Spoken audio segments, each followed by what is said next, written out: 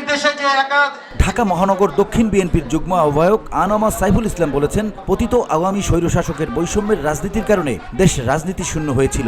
একনায়কতান্ত্রিক শাসন ব্যবস্থা কায়েম করে দেশকে দুর্নীতির স্বর্গরাজ্যে পরিণত করেছিল। বিএনপির ভারপ্রাপ্ত চেয়ারম্যান যে ৩১ দফা উত্থাপন করেছেন তা বাস্তবায়ন হলে দেশে থাকবে না কোনো রাজনৈতিক বৈষম্য।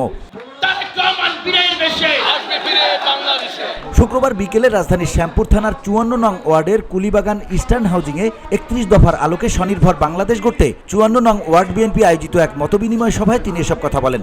৩১ দফা বাস্তবায়ন হলে একটা স্বনির্ভর, একটা সুন্দর বাংলাদেশ তৈরি হবে। এই ৩১ দফার মধ্যে আছে আমাদের একটা অবাধ সুষ্ঠু নির্বাচন। বিএনপি কখনো রাষ্ট্র ক্ষমতা দখল করার জন্য বিএনপি কখনো আন্দোলন সংগ্রাম করে নাই। বিএনপি আন্দোলন সংগ্রাম করেছে এই দেশের মানুষের অধিকার প্রতিষ্ঠা করার জন্য। সাইফুল ইসলাম বলেন, ফ্যাসিস্ট আওয়ামী শাসনামলে বিএনপির কোনো নেতাকর্মী বাসায় ঘুমোতে পারেনি। বাবা মা মারা গেলেও লাশ দেখার সুযোগও দেয়নি। ব্যবসায়ীরা চাঁদা না দিলে ব্যবসা করতে পারেনি। সরকারের অন্যায়ের বিরুদ্ধে কথা বললেই হয় খুন নতুবা গুম হতে হয়েছে। আমরা চোরের মতো জীবন করেছি।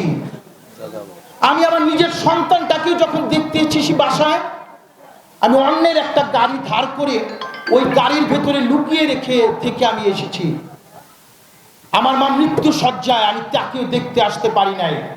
আমার মতো এই থানার স্বেচ্ছাসেবক যুবদল, ছাত্রদল, এই ওয়ার্ডের স্বেচ্ছাসেবক যুবদল, ছাত্রদল, কাউকে কিন্তু আপনারা চেনেন না। আপনারা চেনেন কাকে? আপনারা চিনেছেন মানে হাসিনা চিনিয়েছে অত্যাচারী যে হাইব্রিড যে আওয়ামী লীগের পাতি নেতা, তাদেরকে সবাই চিনত। তিনি বলেন, আওয়ামী লীগ খুনির দল। এরা ধ্বংস করতে জানে, সৃষ্টি করতে জানে না। শিক্ষা ব্যবস্থা, স্বাস্থ্য খাত, বিচার বিভাগ সহ প্রতিটি সেক্টর ধ্বংসের দ্বারপ্রান্তে নিয়ে গেছে। এ থেকে জাতিকে মেরুদণ্ড সোজা করে দাঁড়াতে হলে তারুণ্যের অহংকার তারেক রহমান ঘোষিত ৩১ দফা বাস্তবায়ন করতে হবে। নির্যাতনের মাত্রা বাড়তে বাড়তে এমন জায়গায় গিয়ে দাঁড়িয়েছে, এই দেশের শিক্ষা ব্যবস্থা, স্বাস্থ্য ব্যবস্থা, মানুষের নিরাপত্তা, জানমালের নিরাপত্তা, সম্মানের নিরাপত্তা, কোন নিরাপত্তাই ছিল না এই দেশে।